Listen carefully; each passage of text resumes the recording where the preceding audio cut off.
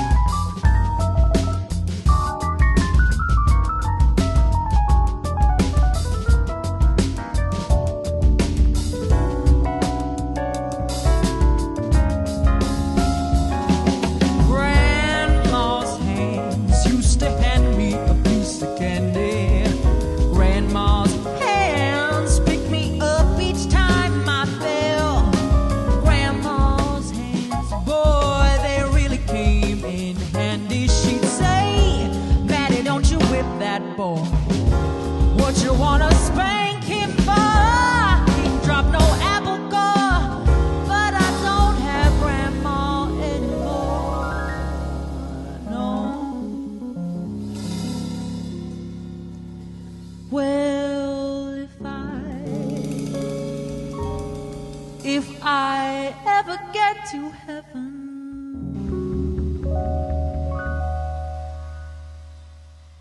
I'll be looking for Grandma's hand.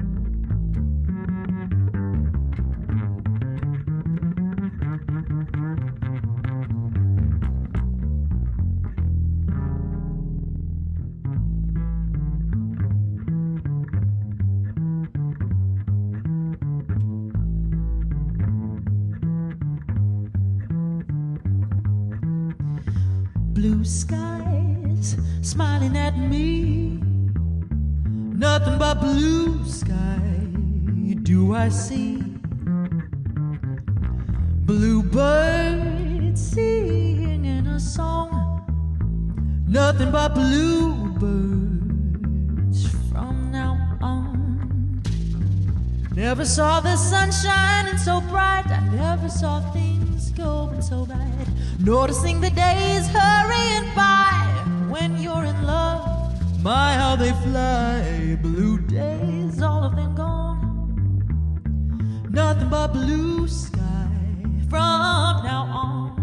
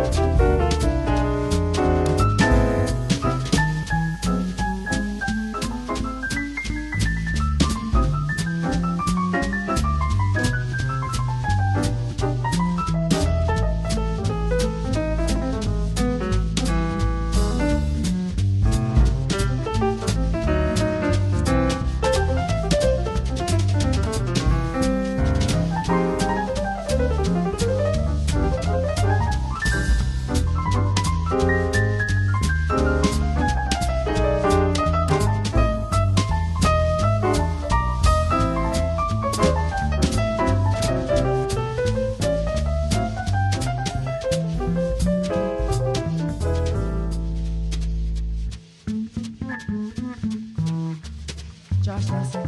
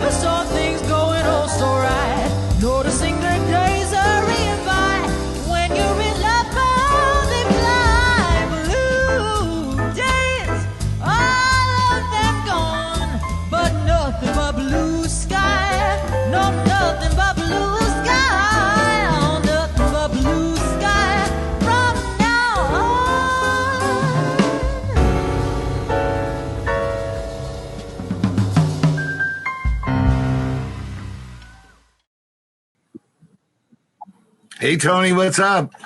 Terrence, how are you? I see you have some friends with you today. Yes, I have E.T. and baby Tony behind me. I mean, it's quarantine, so I'm going to assume those are sort of like your Wilson volleyball replacement friends. Yes, that's right. And I do feel like I've been cast away a little bit at times. Anyway, it's great to see you, my friend. And we had a really good show, by the way. Tony was there with Chris Williams last Thursday. It was fantastic. But again, it's our Sunday show. Incredible show tonight. We've got an old standard with Jose Rizo from K-Jazz, Jazz on the Latin side, K-Jazz, DJ and band leader for 30 years, a close friend to Steamers many times. Someone new to me, but also kind of there's a family tie there that we'll talk about a little bit there. Staci Griesbach, and then an old standard from Steamers also, Ron Kobayashi. He was one of the first bands that played there back in the day when you had long, curly, glam. I remember that. Glam, soft, smooth jazz hair. Wasn't that what it was like?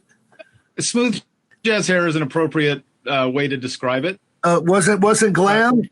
But I'm not ashamed of it. Just so neither am I. They were glorious locks. So how's everything going, my friend?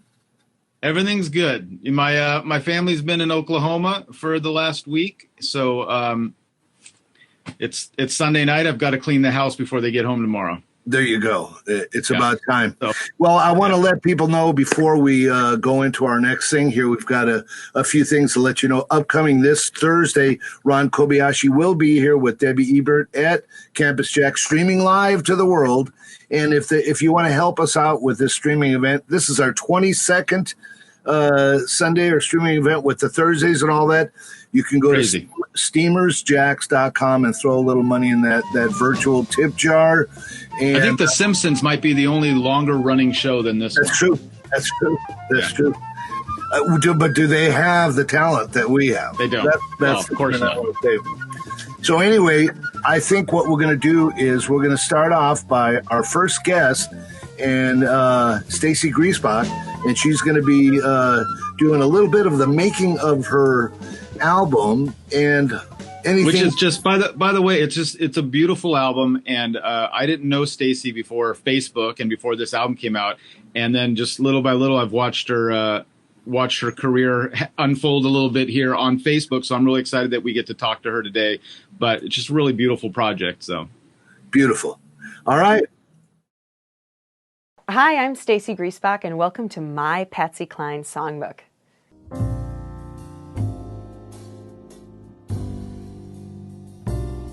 Patsy Cline was a trailblazer. She was the first woman in country music to play Carnegie Hall. She paved the way, much like Billie Holiday and Ella Fitzgerald in the world of jazz, for musicians and female artists in country music today. Patsy is sort of an iconic name in the country music genre, and to look at her music and create a new, fresh, engaging way to experience it was part of my intention. One day, I literally took that green and gold Patsy Cline cover album and put it on the record player.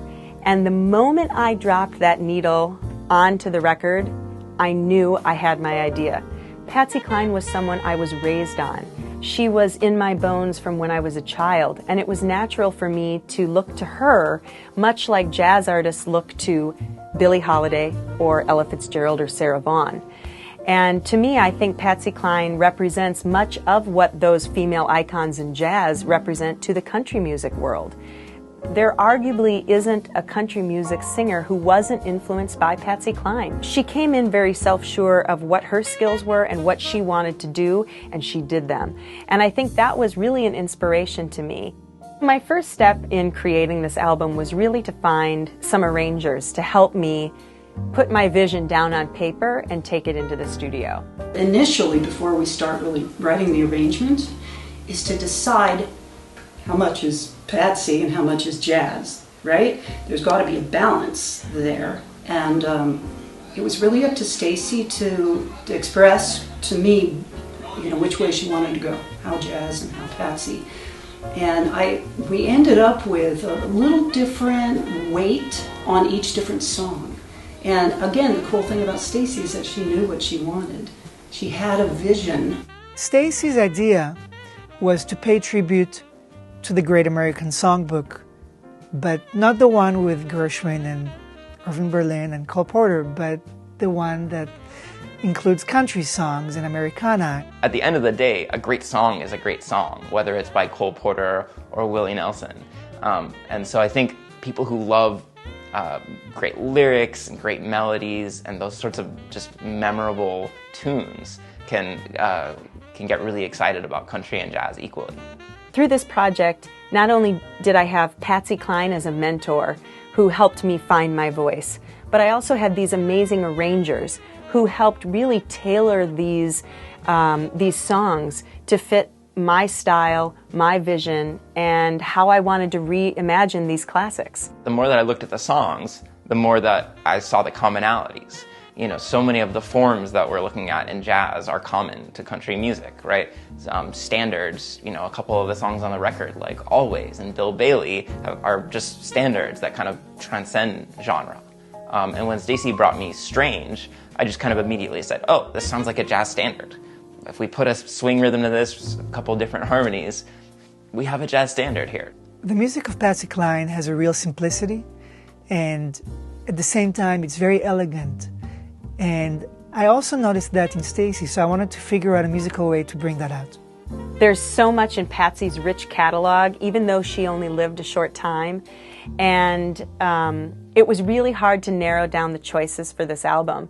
But once I did, and I had those selection of arrangers, it was amazing to kind of see these songs come together, come to life, and then especially to go into the studio and see them really come to life with incredible musicians. This is like a dream come true.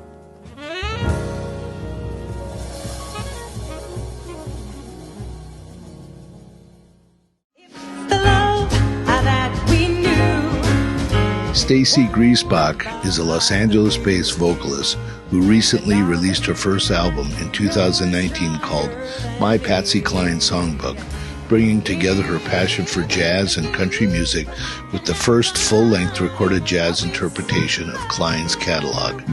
Rolling Stone debuted Griesbach's first single, Walkin' After Midnight, calling it a gorgeous jazz interpretation. In 2017, Staci launched a centennial celebration for the great Ella Fitzgerald called Staci Sings Ella, with one song per day posted to YouTube, culminating in a show at Vitello's, raising $3,000 for the Ella Fitzgerald Foundation.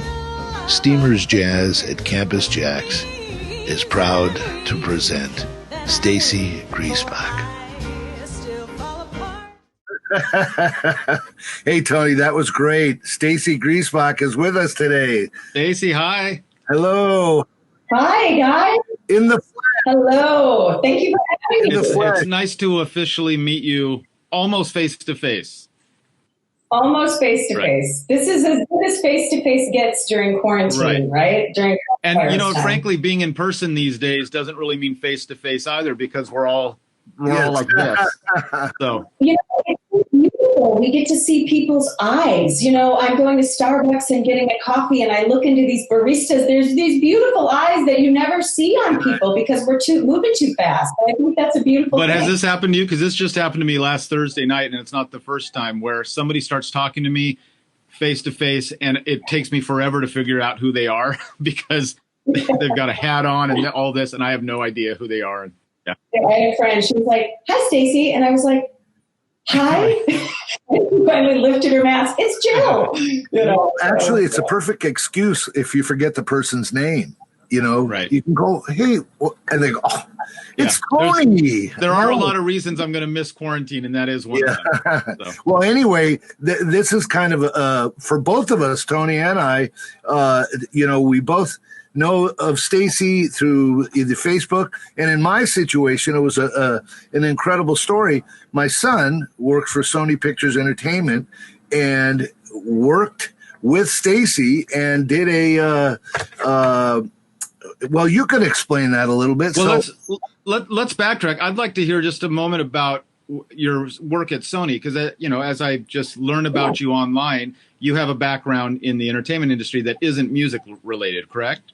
I do. I hate to date myself, but I did spend almost 20 years in entertainment marketing and 15 years at Sony Pictures.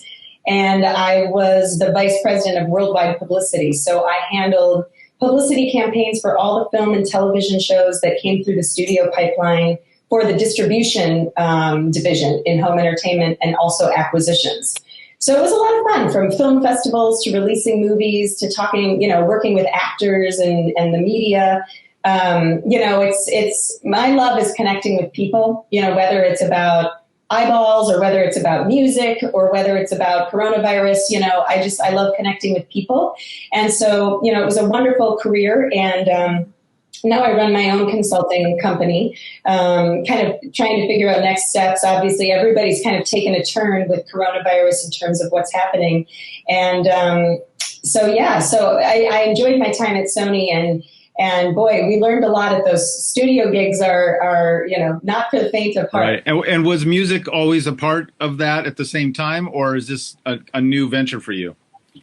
Yeah, I grew up playing piano and saxophone and taught myself a little guitar in the college dorm room. And when I moved out to California, or specifically in Los Angeles, I started taking lessons with Michelle Weir. Oh, yeah. She kind of taught me a few of these 2-5-1s on the piano, which you're about to hear. But please, Michelle will be like, "Staci, we need to get you in the practice room a little bit more," which has been nice during coronavirus to actually spend some time on the piano and practice. But then I got a gig. I started working on a gig book in 2015, I think.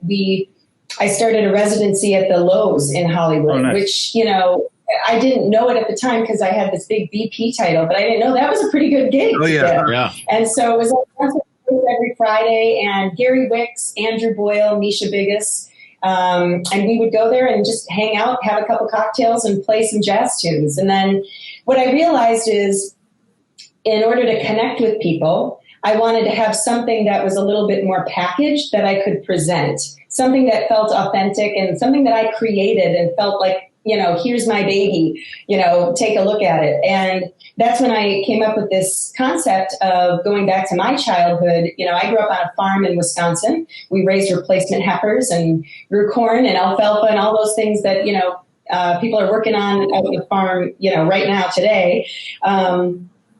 And I wanted to kind of draw on my country music roots. And I realized just in the marketing of this that no one had actually looked at Patsy Cline's catalog. And that really surprised me. It was really hard. I mean, she only lived to be 30 years old. She died in a plane crash in 1963.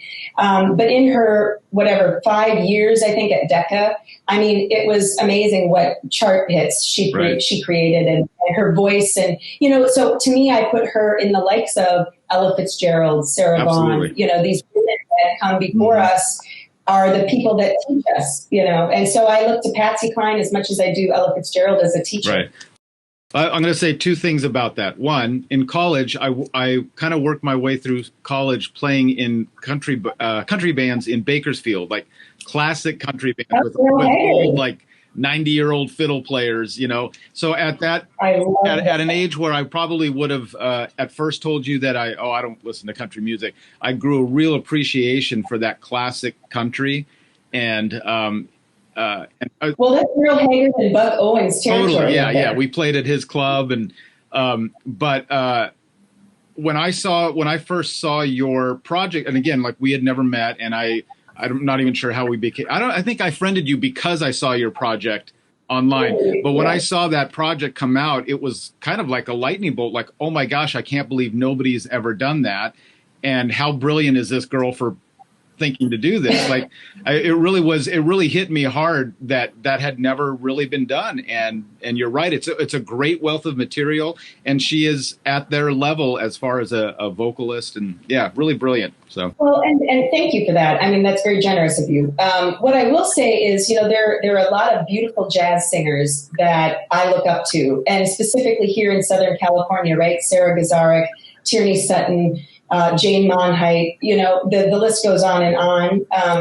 And, for me, when I was thinking about if I were going to create an album, what can I do that brings something different to the universe as well, outside of picking 10 jazz standards and trying to find my voice. Yeah. To me, it was more authentic to go back to country music to find my voice. And I mean, I'm still looking for it. I'm looking over my shoulders.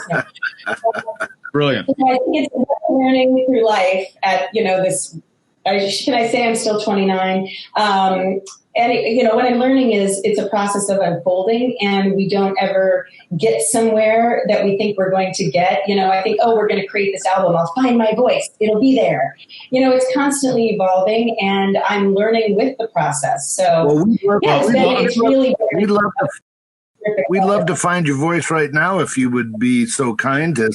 Well, I want to add one thing just about the album, because then when I saw that and then I went to go listen to it, I had a visceral fear of, this is such a great idea. Please be good, because it could. You never know where it could go. Taking country music into a jazz thing, and it's a beautiful album. The arrangements are gorgeous. You sound great. It's just a beautiful, beautiful tribute to her. And musically, it's just a great approach to that music. So congrats on that. Oh, listen, you're just making me feel all warm and fuzzy on a Sunday. We save the critical like that a lot. We save the critical part for after the interview ends and you're off. Yeah, right. Well, I will say, I mean, on the album, it's called My Patsy Cline Songbook. And on the album, you'll hear arrangements by Tamir Hendelman. You'll hear Bob Shepard playing, arrangements by Jeremy Siskin. Josh Nelson led his hand to one. You've got Bruce Foreman playing guitar. Michelle Weir handled some arrangements. And then Rich Hinman on pedal steel. And also, I was fortunate enough, there's a gentleman out of Nashville, and I actually saw him in Diana Krall's band in Lucca, Italy, back in like 2012 or 13. And his name is Stuart Duncan, and he is an amazing fiddle player, and he is part of the Goat Rodeo with Yo-Yo Ma. And I I approached him out here. He was playing with a gentleman from the Punch Brothers, and they were just in this duo show, and there were like, 100 people in the audience. And I went up and I talked to him and I said, listen, I've got this project. And he said, absolutely, I'll play. Sounds cool.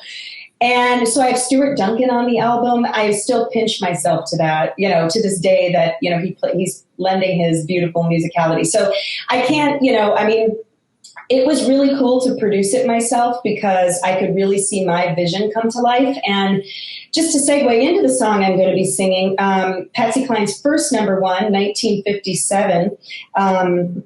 Actually, I might have that wrong. I think her first number one was Walking After Midnight. This was her first national single. This was her first number one, I Fall to Pieces.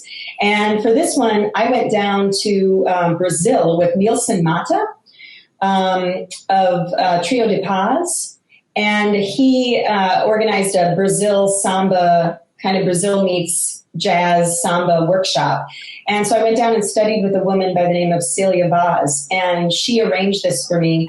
And then when it came time to record it, the tempo for this and Sweet Dreams are kind of similar on the album. And so Tierney Sutton, who was helping me with the vocals, challenged me, and she said, I want to hear something different with I Fall to Pieces. And I said, you know what? I wanted to start it with an a cappella, and I wanted to do it in Portuguese. So there we go. And so I went to Katina de Luna, and she and Celia worked together on coming up with these beautiful Portuguese lyrics. And so I thank Katina for helping me. So we're going to do a little bit in Portuguese, and then we'll get into the English. So great. It's called I Fall to Pieces. It's again written by, one more quick story is, Tony, you were bringing up the country music thing. For me, it's also about Patsy Cline, but it's about the songwriters. And this great American songbook that we have that exists outside of what we know as the Great American Songbook. And so Hank Cochran and Harlan Howard are two names that if people want to look up, they're definitely two songwriters that Nashville was, born and bred on. And this song is by the two of those gentlemen. So without further ado, shall I? Yeah, please. Okay.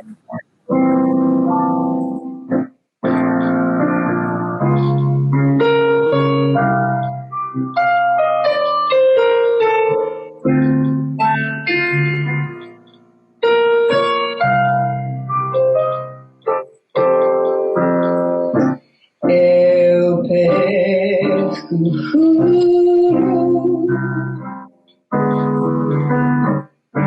sempre que vejo você. Eu perco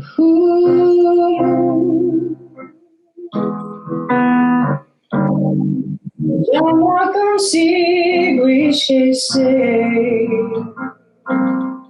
Como fingir que um beijo não se deu, que pedi pra pensar que nada aconteceu.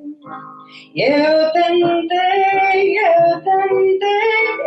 mesmo assim falhei. Você passa por mim e eu perco o rumo.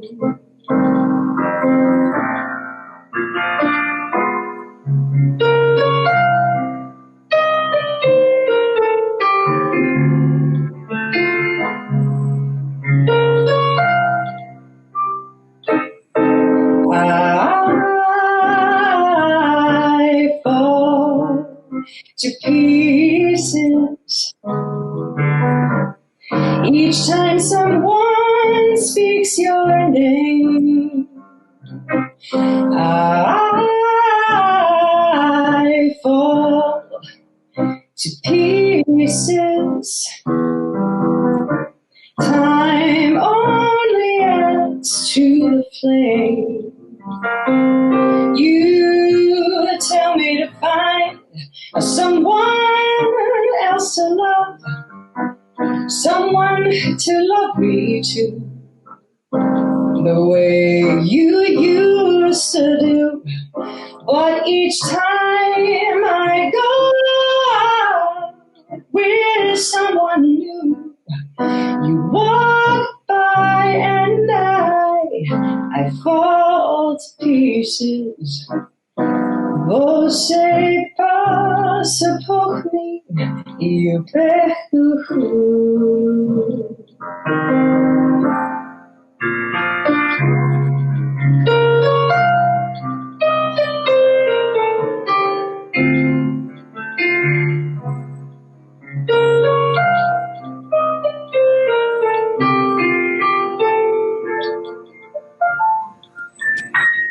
Thank you. So, of course, that's not Tamir Hendelman on the piano or music Douglas, but That was great. That was fabulous. Thank you. Really, really. That was so nice. Oh, my gosh. And So, what a great idea, too, with the Portuguese. And really nice. yeah. Well, thank you. Yeah, it's like I said, I mean, I'm really happy with the way the record turned out. And this particular song, we did the Portuguese up front a cappella just to kind of accent it. And then I had also Aaron on the percussion. So I was very excited about having such a great rounded out band, on the album. So That's awesome. That's fantastic.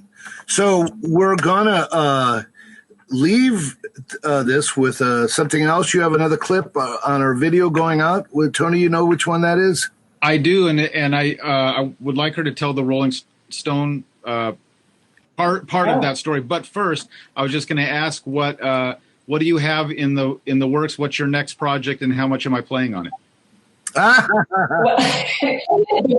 So I'm a little bit frustrated because there's a tune called So Wrong, and I wanted a muted trumpet. I wanted a trumpet on the album, and I didn't have a trumpet, and I thought, I don't know who to bring in for trumpet. And so Tamir gave me a few names, and then I thought, budget happens, and then I'm like, Staci, you've got everybody playing on this record. It's great. Like, release it, be happy with it, right? So I didn't put trumpet, and I've been listening to a lot of Mel Torme, and I'm realizing I need a little clarinet.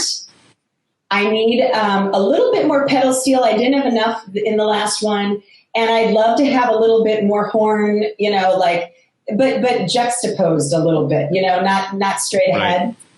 And I do have to say I'm 6 songs arranged for my next album, but I've been just kind of contemplating and thinking about what is the next project, just because, everything that's happening in the world right now. And I've got so many ideas. I'm trying to figure out which one to come out with, but it also might be a few of the selections from an Ella Fitzgerald tribute I did years ago. I did 100 songs for her 100th birthday and put them one a day. And then we did a tribute show at Vitello's and raised $3,000 for the Ella Fitzgerald Foundation. Wow. So I might pull a few of those and think about, we already have Pro Tools files and these great audio recordings. How do we leverage them? And I don't know. I'm thinking of a lot of it, but you will be called, sir. Right. You heard it here. Well, I was going to tell you, Staci, if you want after, you can call me. I can lead you in the right direction for some trumpet players, whatever, We don't have to do this publicly right here, but anyway, so tell us a little bit about the Rolling Stone and the outro video that we've got. Yeah, the song is Walking After Midnight. Yeah, so Walking After Midnight was Patsy Cline's first #1 in 1957, or her first single in 1957, and she sang it on the Arthur Godfrey's show, which was basically, to anybody who doesn't know who Arthur Godfrey was, it's a good Wikipedia search for those youngins, but it was basically American Idol. It was like the first version of American Idol, and these talent shows that were so prevalent in that time period. And so her mother, Hilda, actually acted as her manager and went on and said, "I'd like to present my artist, Patsy Cline." And so she came on, and I don't know if she was actually Patsy Cline at the time, but she might have been. And she sang Walking After Midnight, and that's where her career started. So when it came time to debut my album, so the album released last year, August 23rd, and we were going to put out a single before it in July. And I didn't know which one. So, of course, we went out to a few media outlets, and Rolling Stone Country actually said, "Hey, I love this Walking After Midnight. It is amazing, and we'd love to debut it." And I went like, "What? Of course you can. So it was very cool to kind of kickstart, basically this whole career with, sort of a really nice quote from Rolling Stone about the work and about the album. And, it meant a lot because I'd also worked very closely with Patsy Cline's daughter. She got to hear it in advance, and I actually met with her down in Nashville at the Patsy Cline Museum for what I thought would be like a 20-minute conversation, and we ended up chatting for like 3 hours. And anyway, so it was really nice to work with her, and I hope at some point down the future I can actually generate some funds and do more scholarship work and that kind of thing to give back, because these legacies are so important to cherish. I'm really excited about Walking After Midnight. It also became then, because it was my first single, we made a music video out of it, and it was really cool. I worked with a production team, Delaney Maganian and Trevor Marcotte, and they are a cool crew that helped me on my Ella Fitzgerald video project. And so we took to the streets and we went downtown LA, and I put on big high heels that I never wear, and I walked. And we took some really cool videos, so I hope you enjoy it. Before we watch it, let's just say thank you for joining us today. Thank you so much. Pleasure meeting you, and hopefully we can get you down to Campus JAX to perform sometime soon. Oh, we'd love it. Absolutely. Thank you, guys. Thanks, Staci.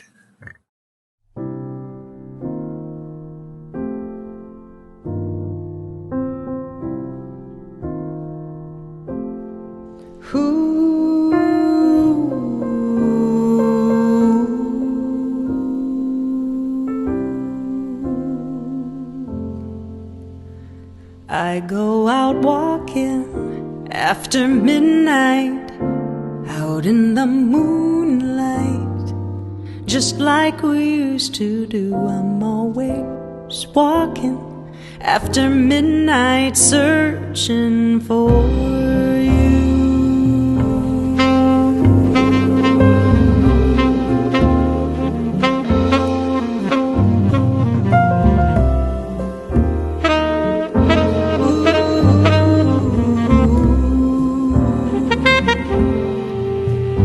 I walk for miles along the highway. Well, that's just my way of saying I love you. I'm walking after midnight, searching for you.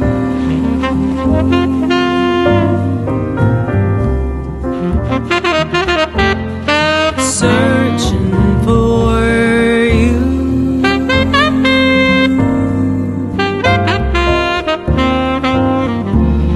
I stopped to see a weeping willow crying on his pillow. Maybe he's crying for me. And as the skies turn gloomy, night winds whisper to me, I'm lonesome as I can be. I go out walking after midnight, out in the moonlight, just hoping you may be walking after midnight, searching for me.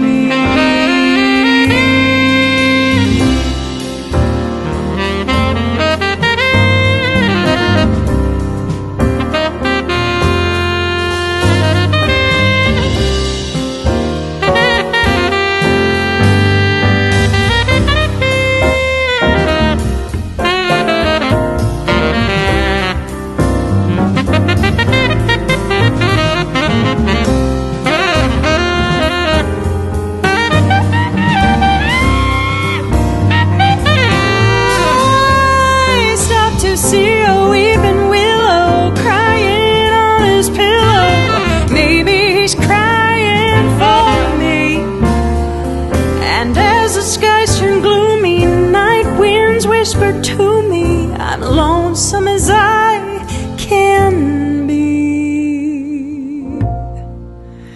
I go out walking after midnight, out in the moonlight, just praying you may be walking after midnight, searching for me.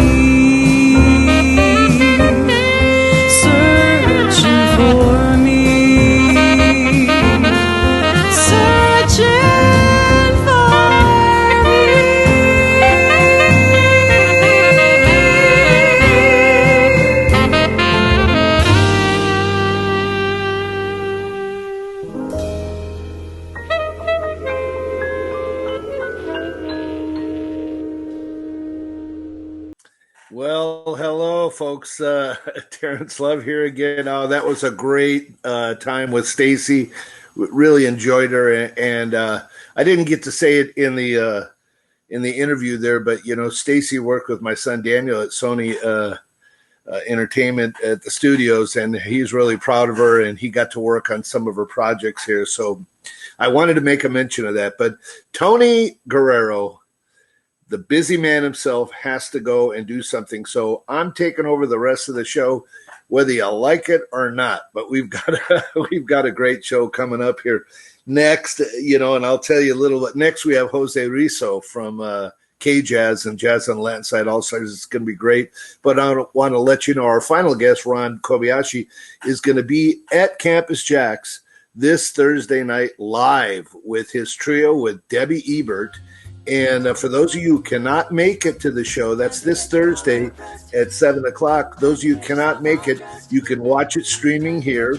If you do want to go to the show and come on down, go to we have this wonderful bistro there that we're serving socially distanced dining, a full stage sound and everything set up out there.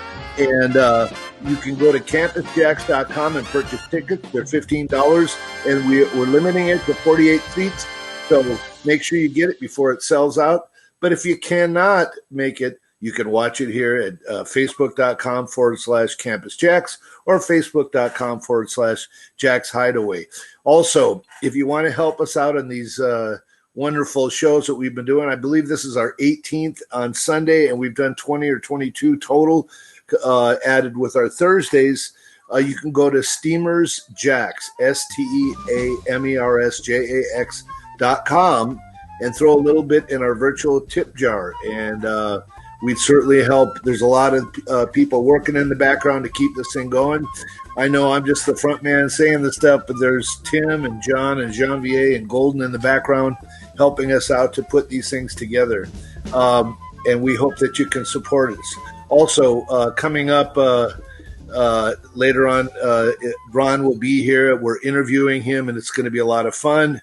But right now, what I'd like to do is take you into our next guest. Start out with Jose Rizo from K-Jazz, a band leader, Grammy Award nominated. And right now, we're going to start out with a rehearsal from Jazz on the Latin Side All-Stars coming right up.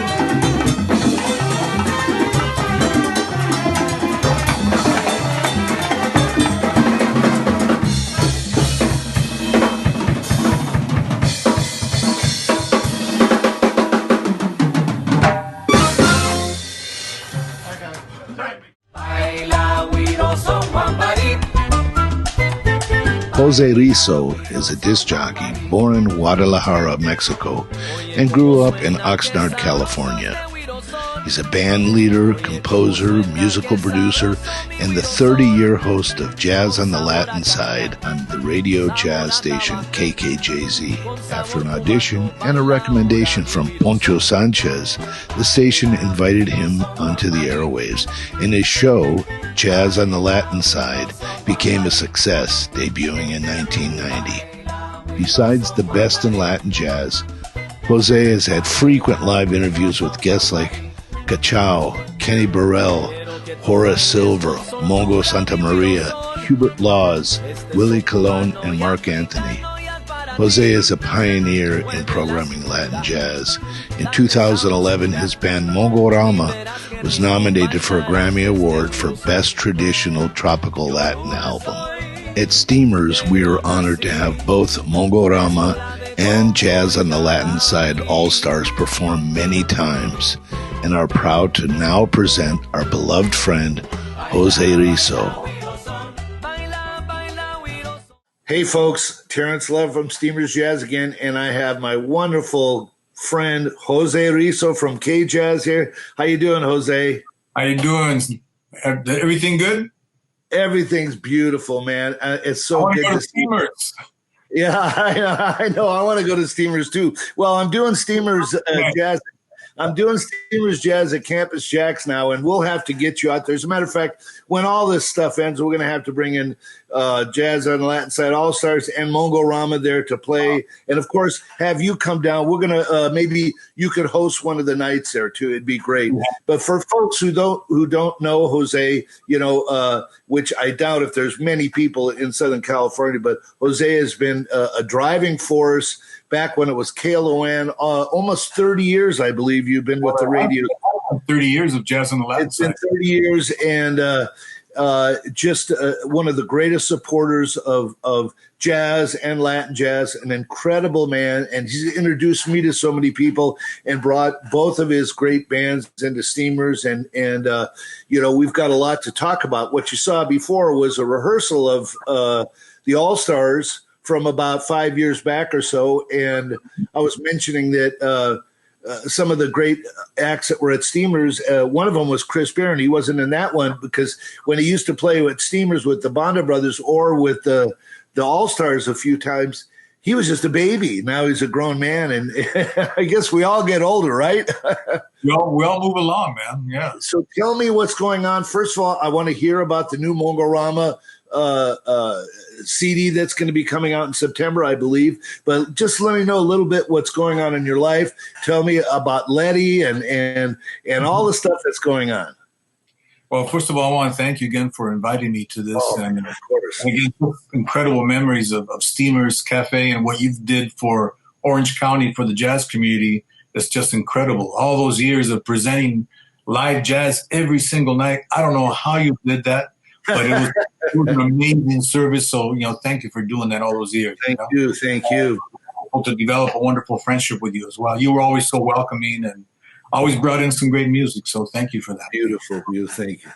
But as far as Mongorama, you remember that after 10 years of Jazz on the Latin Side, that was an accident anyway. Jazz on the Latin Side All-Stars. It was for my 10th anniversary. We just wanted to do a live thing on the radio. That's all I wanted to do. Because I was in live bands on the air at KLON at that time.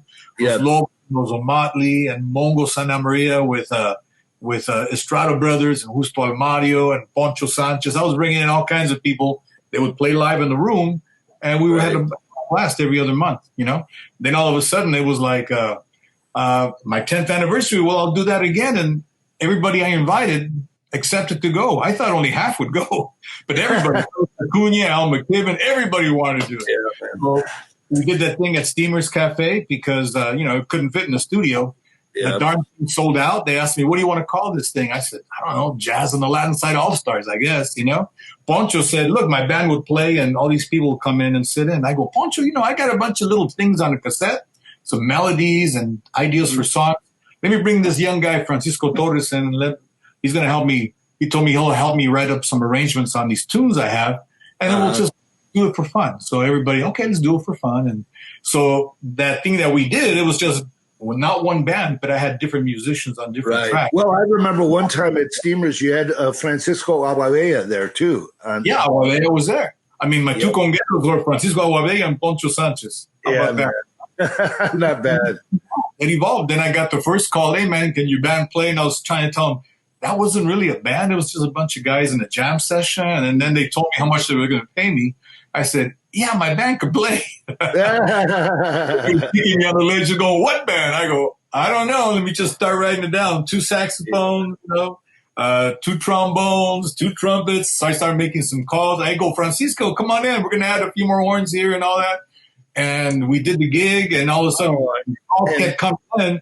And then all of a sudden, I became a band leader. I was like, wow, that was definitely a surprise that it happened that way, but it did. And now it's been 7 CDs later, 1 Grammy nomination. And so far it's been a beautiful ride. And Danilo and Freddie and all the guys, God, what memories and such fantastic, powerful music. Aguadella, I can remember Aguadella when everybody would look around and do his drumming, and everybody would follow pretty much what Francisco Maestro was drumming. I feel so blessed and honored to have that man as a resident at Steamers almost twice a month till when he almost died, right there. And we had that big tribute with, all the people that came there. It was fantastic. So Mongorama, what's going on with Mongorama? New CD?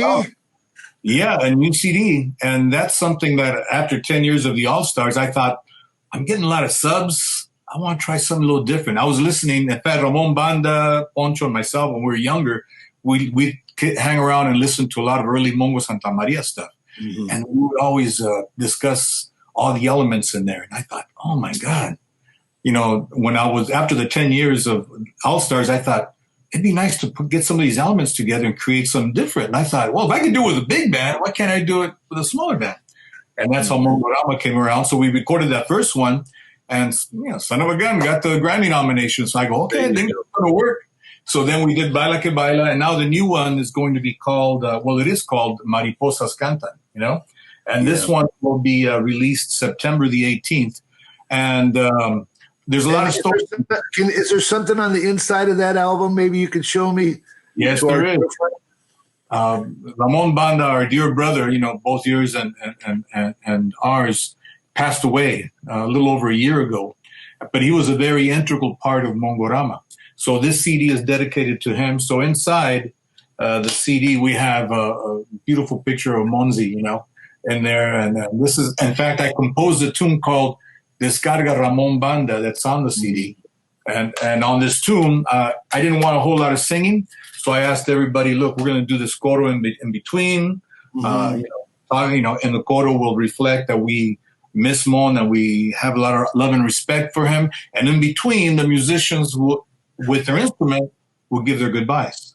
So it was a very emotional recording because everybody got sentimental, I'm getting it, thinking about it right now, my friend. So when you hear it, that's what happened in the studio. Everybody looked at each other and we're all kind of saying goodbye to Ramon, and so it's a big, really fast descarga. When we started doing the descarga, I remember Joey said, hey, bro, isn't this kind of fast? And I go, yeah. You got to keep up, brother. You got to keep up, That's what you wanted. That's what I wanted. I wanted fast. You wanted to drive it, so we did it that way.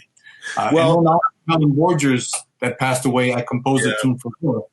And instead of Helen of Jazz, I would always kid with her as Helen of Jazz, Queen of Jazz Radio. Mm-hmm. So the song is called Helen of Jazz instead of Helen of Troy. And in there, I have young Darren Dean singing colors of, Helen, Queen of Jazz Radio, and Danilo solo on there like she wanted, So it's a special recording.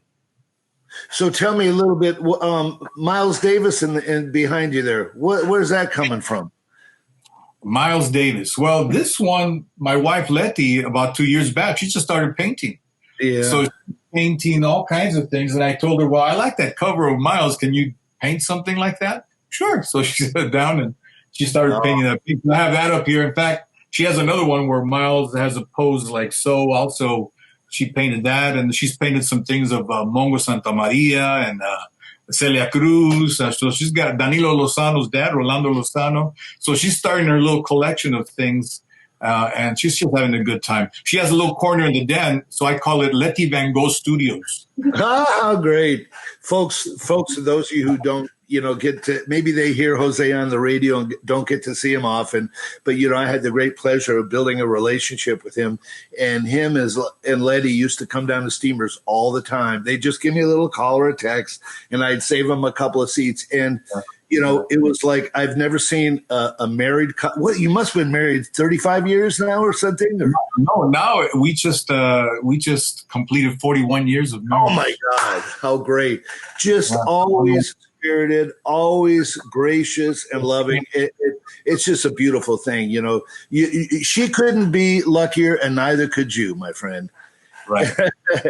Anyways, we're going to head out in just a little bit here, and I'll have you talk a little bit about the outgoing video of Mongorama. But I do want to ask you, how are things going with you and the station and Corona and staying at home and quarantine? You're doing things remotely from there? Are you going into the studio at all? Tell me a little bit about that. And also, if you want to plug K-Jazz or whatever, or your website or YouTube, whatever, let us know a little bit about that. Okay. Yeah, at K-Jazz, when this came out, they didn't want anybody in the studio. So I thought, oh my God, how am I going to do this? But it turned out that they sent me equipment. They sent me, head-on microphone, and I got a new computer with all the software, and right. I thought, how is that going to sound okay here in this room? It's not even padded or anything. So there was a concern that there was going to be a lot of echo. It was going to sound kind of flat. But surprisingly enough, these jazz and Latin jazz CDs worked out really well sound-wise. I have a whole row. You have another 6,000 back there, and they work beautiful because the quality sounds like almost better than in the actual studio. So now I record my shows here, and then through an FTP site, I drag my voice tracks in there, and that goes right directly to K-Jazz. And the producer there, Mike Johnson, he puts it together, slaps it together, and voila, you got a radio show, Oh, there you go. So this technology is amazing. And now I'm filling in for Bubba Jackson on Thursdays as well. So you can hear me. Stuff, huh? Yeah, 12 noon to 5 p.m. on Thursdays, playing straight ahead jazz. And then, of course, the two shows on the weekends, Friday nights from 8 to 11 and Saturday nights from 6 to 10. Now 30 years of jazz on the Latin side, which unbelievable. I can't believe it. I can't believe I'm saying that. That's for you, my friend. That's for you. Well, we're gonna have to say goodbye to you here, but I do want to, as soon as we get things going at Campus JAX, we're gonna bring Mongorama there. So that's a promise, my friend. And why don't you tell us a little bit about the video going out here, and just lead us into that video. And the best to you, my friend. I love you. Thank you. Love you too, man. And so good. I'm so happy that you're still involved with jazz. Thank you so much. I am too.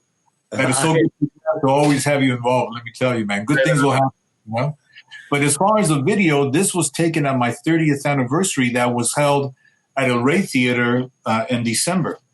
And I invited a lot of great friends. Kamasi Washington came in, Hubert Laws, Azar Lawrence. Marvin Smitty Smith. It was, this Poncho Sanchez, the stage was packed with great musicians, Ricky Woodard, and it was a huge jam session. And then after the jam session, I came in with Mongorama with my band.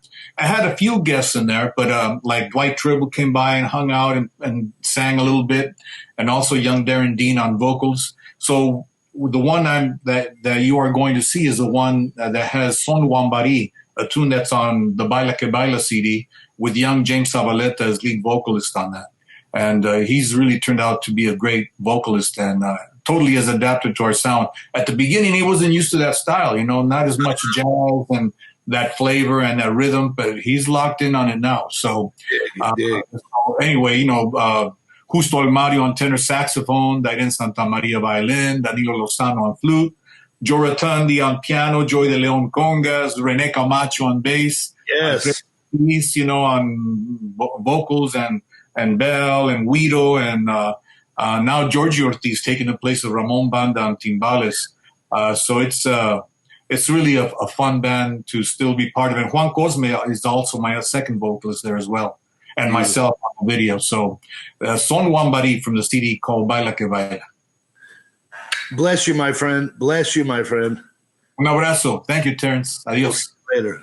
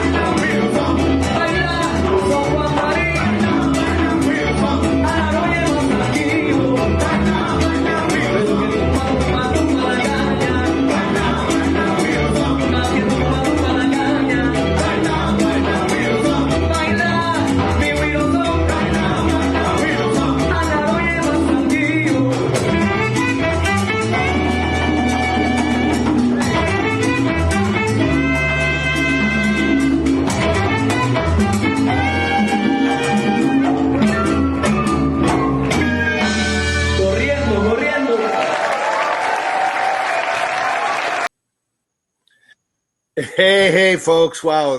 Mongorama. That's good to see all those cats and Jose up there singing. That's cool. Listen, Like I said, Tony had another engagement later on tonight, so he's not here for the rest. But upcoming, we're going to give you a little intro on Ron Kobayashi and let you know that Ron will be at Campus JAX this Thursday night at 7 o'clock. And you can purchase tickets to see him at campusjax.com. And they're $15 each. We're all socially distant dining there. Everything's set up, masks, the whole works, and it's a very wonderful, safe place to go. Come check it out. And if you can't, you can always catch it streaming right here. Also, if you want to help us out here, go to steamersjack.com and put a little bit in our tip jar there. Coming up, Ron Kobayashi. So, there we go.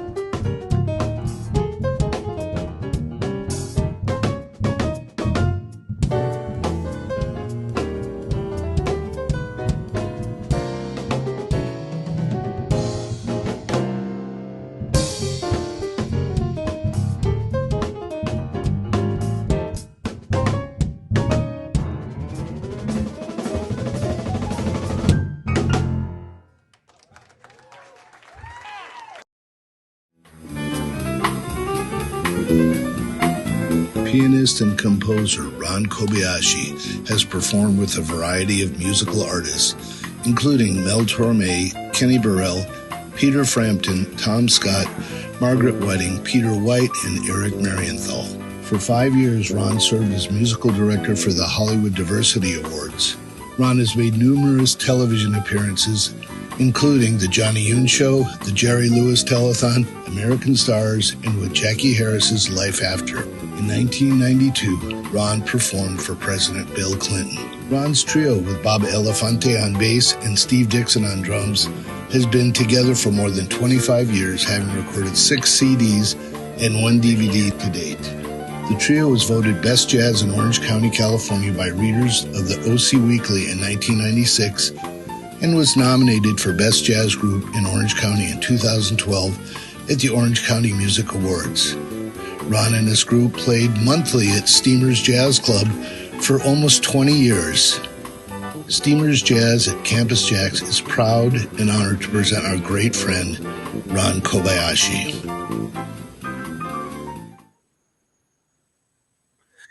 Hey, Ron, how you doing, man? Hey, Terrence, good to see you. Boy, looking at those videos, I mean, it's like it was yesterday. Yeah, it is amazing that the time has just passed, and It's where just- did it all go? I know, it's hard to believe. It's almost been 5 years since I sold the club, and I think that was recorded almost 20 years ago. And my God, you were there from the very start to the very end. You were there on the last night too, and wow, what a pleasure to have you here. For those of you who don't know Ron, you should know Ron, but Ron in a mainstay in Southern California and in Orange County. And I had the honor and pleasure of having him at Steamers once a month and with so many other different players. I mean, it's amazing. And we've developed a wonderful relationship. He became my fashion advisor, my political advisor. No, welcome, Ron. How you doing? Really, really good. Thank you, Terrence. Good to see you. You're looking good. I feel good. Yeah, it is really amazing. I remember back in the day when I actually first met you through Ernie Delfonte, the wonderful saxophonist, and we came in and we played, and you sat in with us. You played tenor saxophone with us. Yep. And we were there, I remember at the beginning on a weekly basis, and then it became monthly, and I was there then with Steve Hummel, and then I brought the trio in, and then Debbie Ebert, and it went on for a couple decades. Yeah, a couple decades. Yeah. Thank you, Terrence, for having us. Oh, no. My longest gig ever. Thank you. And also, for those of you who are in Southern California and do want to see Ron live, we're one of the few places that is presenting live jazz to this date, upcoming this Thursday at Campus JAX. Ron will be here with his trio and special guest artist Debbie Ebert on vocals. We've got a socially distant dining room outside in the parking lot. The tables are spread apart. It's a great food, the bistro and all that. You can go to campusjax.com and buy tickets. They're still available. But if you can't, you can always come here where you're looking at this right now and see the live stream of it. So all your friends all over the world can watch it, Ron. And you got any plans going on? I mean, what's happening? We're all stuck in our homes now. I saw you doing a few outside things, but tell me what's up. Yeah. Well, I've been really blessed and fortunate. I've been the first month was nothing, right? When we had the full shutdown, month and a half, whatever, it's 2 months, and I was just sitting at home watching Netflix. But fortunately, the gigs that I've had at Bayside in Newport Beach started up with socially distanced dining and whatnot. And so I started working and have been working pretty regularly there since, and then doing a lot of things like recording projects. I just finished a recording with Al Williams, Jazz Society. And our trio recorded an album that's been kind of just in storage for a while, and decided to master it. So now I'm mastering it, and it should be out before the end of the year. I'm hoping. Great. Yeah, that's great. Wow. So So it's some different projects here. One other thing I wanted to mention is we're doing a tribute to Charlie Parker for the city of Los Angeles at the end of the year. What happened is there's a documentary that I was involved in on Little Tokyo and the fact that Charlie Parker played regularly in Little Tokyo in LA. No one knew that, but because of the Japanese internment, that place was a lot of African Americans moved into the area and started businesses there. And there were a few jazz clubs, and Charlie Parker actually had a regular gig in Little Tokyo. So there's been a documentary that I was in that talks about it. And now the city of Los Angeles wants to dedicate that space in Little Tokyo with a sign that says, legendary Charlie Parker played here. So I'm going to bring a band, and we're going to either, if it's not live yet, then we'll do it to streaming, or if it is, if we're opened up, maybe live to commemorate Charlie Parker playing in Little Tokyo in Los Angeles. So that's kind of a fun project that's coming up towards the end of the year. You know, Ron and I go so far back that we both have little babies at the beginning of Steamers that are now grown men. That's right. My son is 26 now. I know. Daniel and Grant were both born at the very beginning of this in 1994, and they've both grown up, and wow, a lot of things have happened. So what else is going on in your life? I mean, that's another thing. Speaking of family, Ron's parents, how are they doing? Thank you. They're doing really well. You know, I'm keeping them, my sister and I are trying to keep them in the house and secluded because my dad's actually 89. Wow. And so trying to keep them there, and we bring them groceries and dinner and lunch when we can. But they're doing well, just getting a little restless, obviously. But trying to. I could probably count on one hand how many gigs at Steamers they missed, because absolutely they were there at every one of them, and Lorna was there, and it was just it's amazing. So anyway, the great thing about this also is that now, you know, that I've teamed up with Campus JAX and we're doing the Steamers Jazz there, it's a perfect segue, you know, to have you there. And before we got the whole world changed. You know, you had played a couple of times at Campus JAX, and of course, we're planning on having you back there all the time now once we get open and all that. But like I said, this Thursday we've got that there, and you can purchase tickets or you can see it live streaming here. So, anything else going on that you'd like to tell us about? Just doing a little bit of writing, teaching. I teach over at the Orange County School of the Arts. In Santa Ana.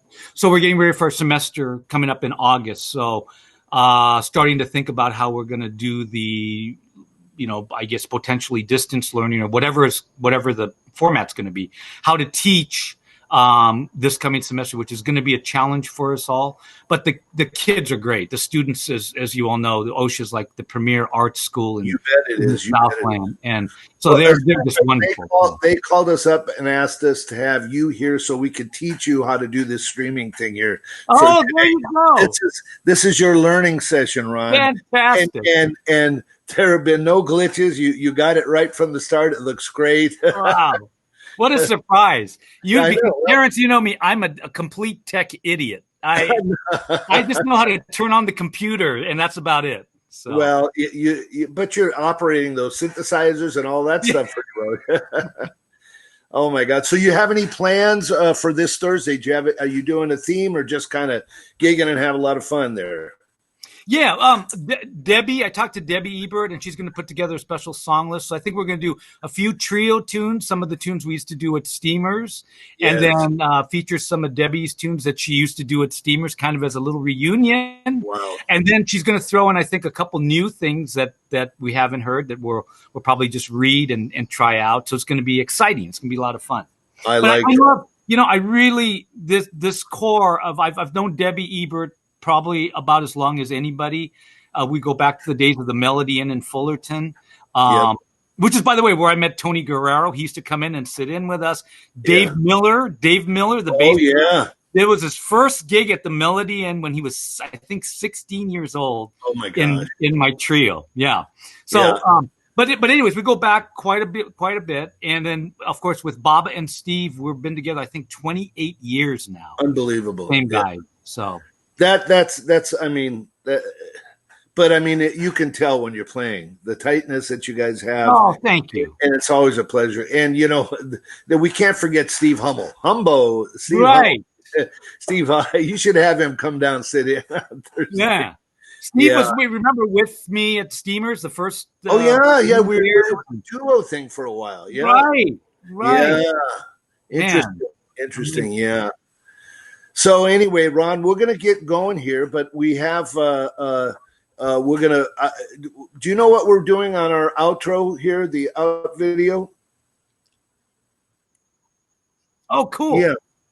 So you want to talk a little bit about that before we go, and I'll say goodbye, and I love you, and I can't wait to see you Thursday. Absolutely. Yeah, it's just it's a wonderful standard everybody knows, and Debbie just sings it beautifully.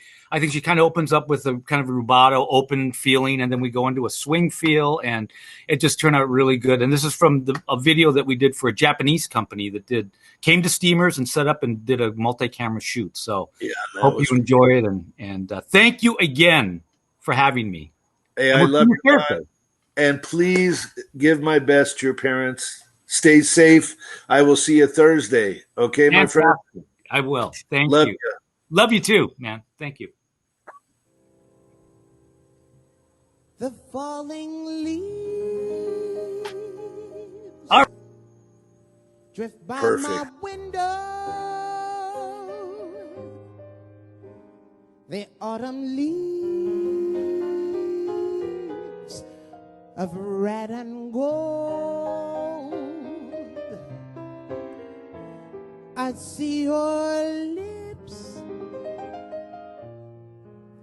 the sunburned kisses,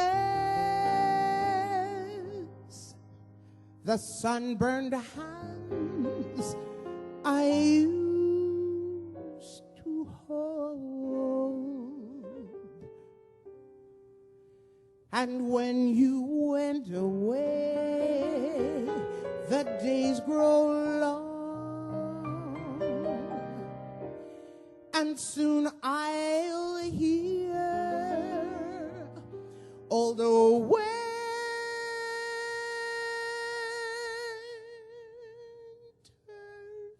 song.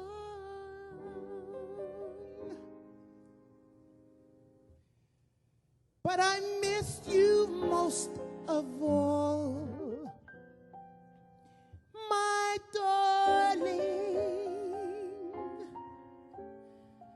When autumn leaves start to fall.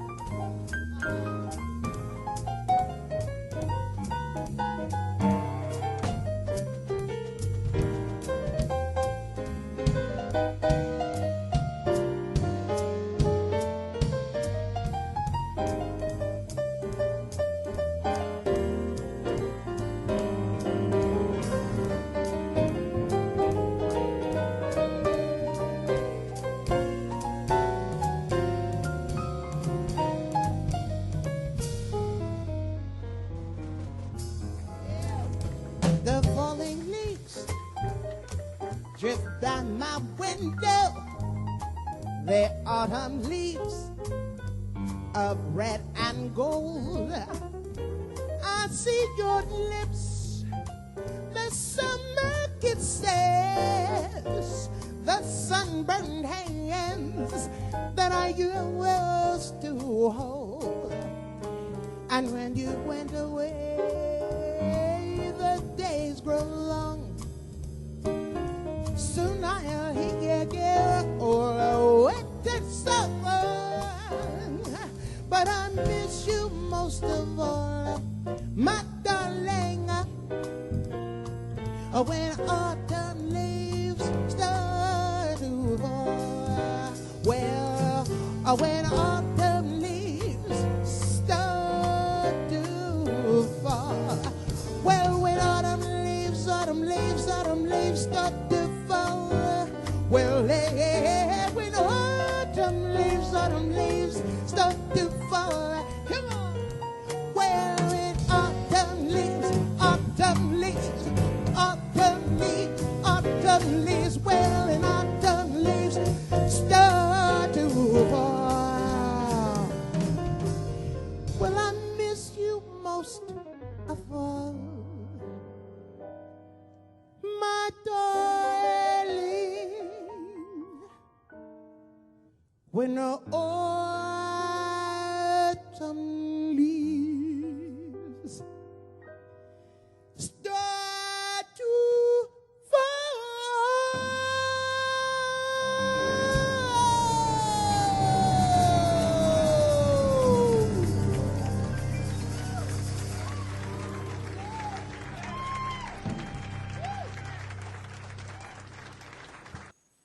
Hey, I'm back. Wow, that was great to see Debbie. And that's the band that's going to be here this Thursday night at Campus JAX. Go to campusjax.com if you want to get tickets. There's only 48 seats that are available.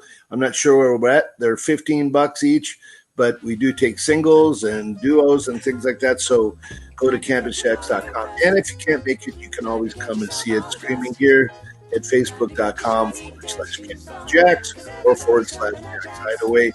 And also I want to let you know, if you want to help us support these things so we can continue to doing this, we're going on 20 of them now, are streaming here. Go to steamersjax.com, steamersjax.com, and throw a little bit in the tip jar there.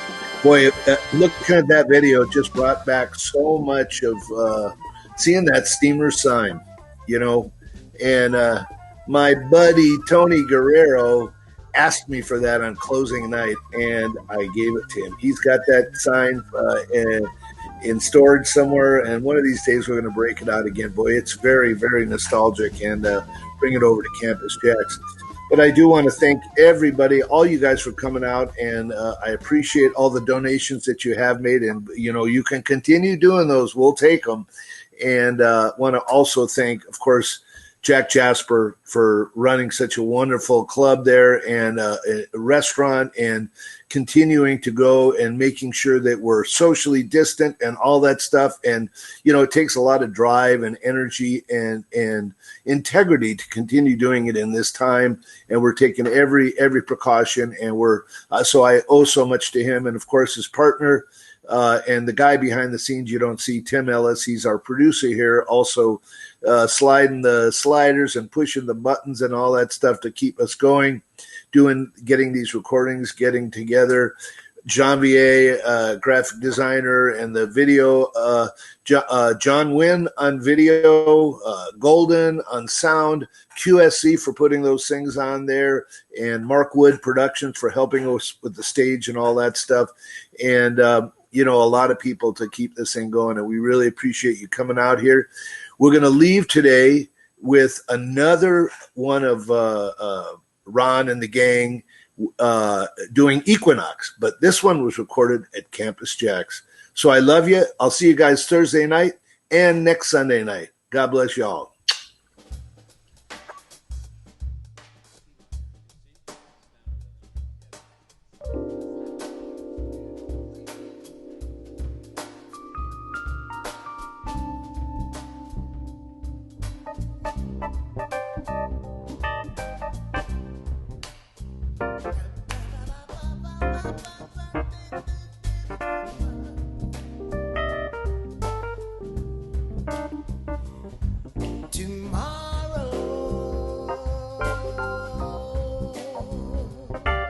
Comes too slow when love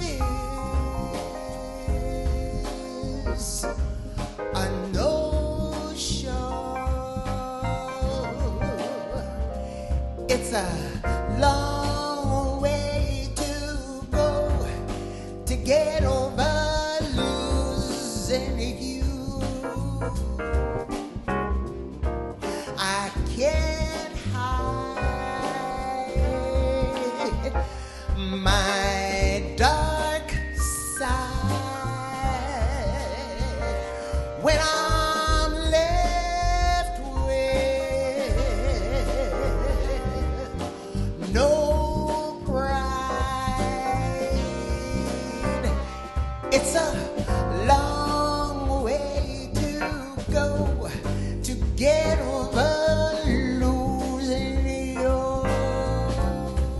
Yeah.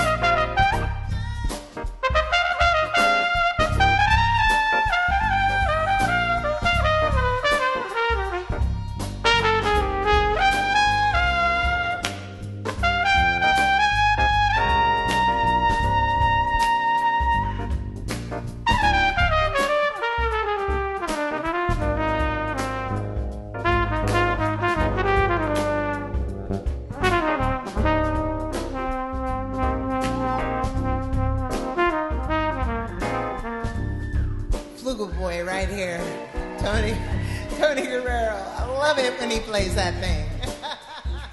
Who's next?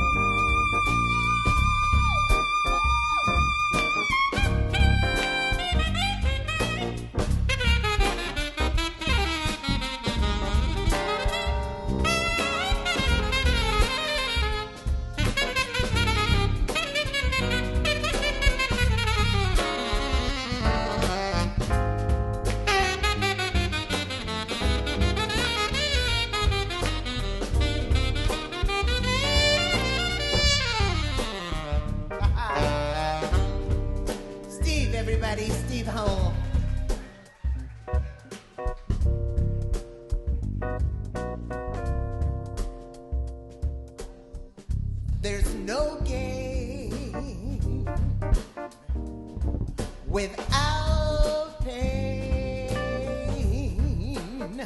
No flowers without rain. It's a long way to go to get over losing you. I'll soon shake, yeah, this old heartache, yes, for a new dream and daybreak. It's a long way to go to get over losing you. It's a long way to go to get over losing you. One more long way to go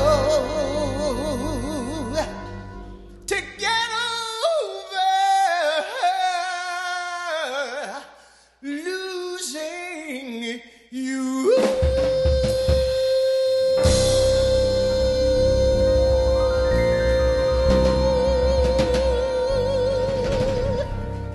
Yeah. Steve Dixon.